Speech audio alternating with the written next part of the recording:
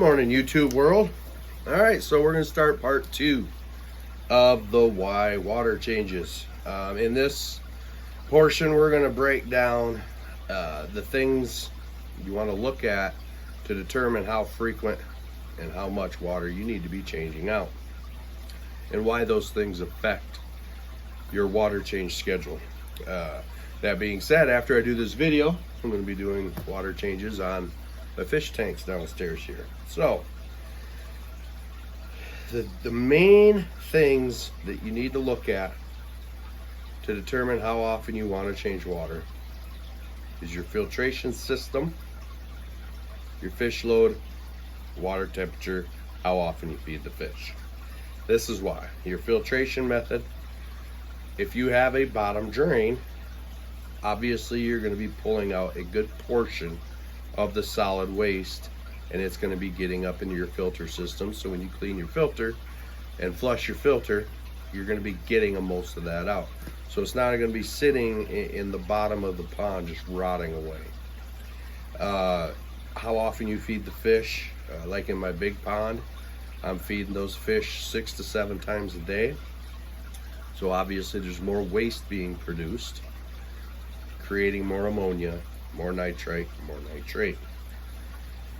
The small pond is only 3 times a day, so it doesn't produce as much. However, my stocking levels, the amount of fish I have in the small pond, is higher than what I have in the big pond, as in gallons per fish.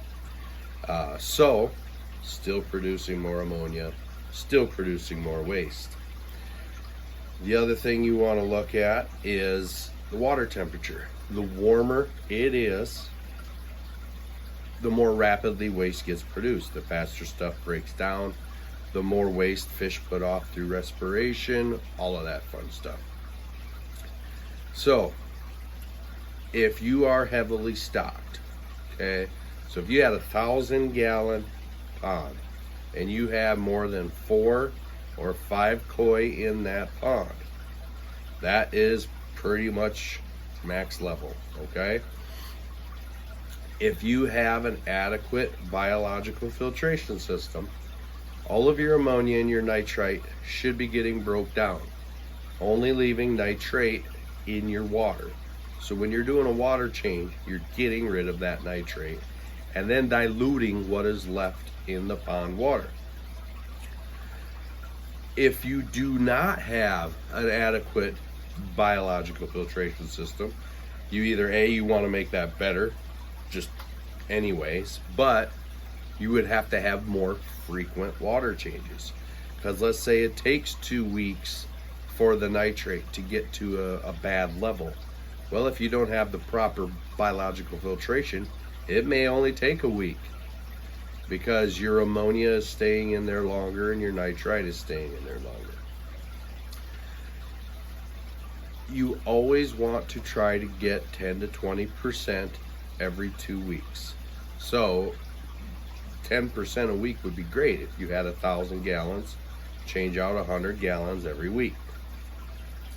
Again, that depends on time of year, your fish load, how often you're feeding, and your filtration system. Another reason your filtration system is important is, again, it's pulling out more of the waste, it's getting it out of the pond itself. Like for me, every few days, I'm flushing my sediment barrel on my filtration system, getting all that out.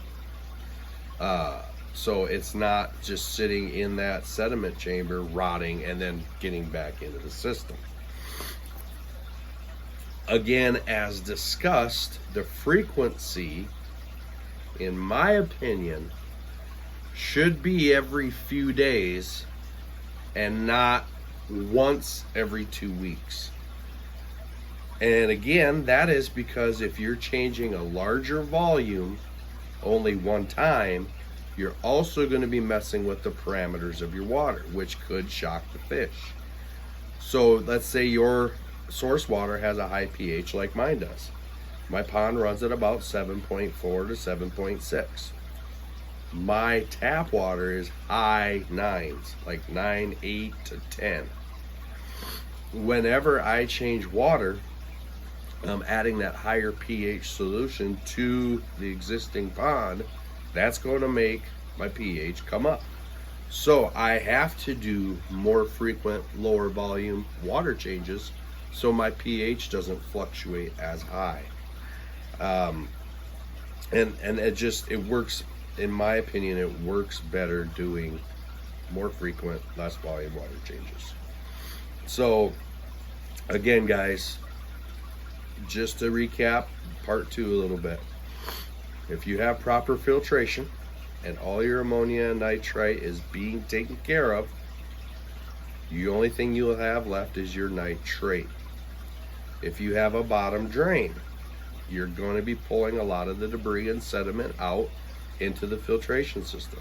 If you do not have a bottom drain, you're going to have to vacuum or get a net, you know, a seine net, or skimmer net, sorry, a skimmer net, to get all that debris on the bottom cleaned off. Otherwise it just sits there and keeps decomposing. So again, bottom drain or no bottom drain, that's going to determine how often you want to do water changes. When you're vacuuming out a pond with no bottom drain, you're obviously going to be taking water out, so you're going to have to replace that.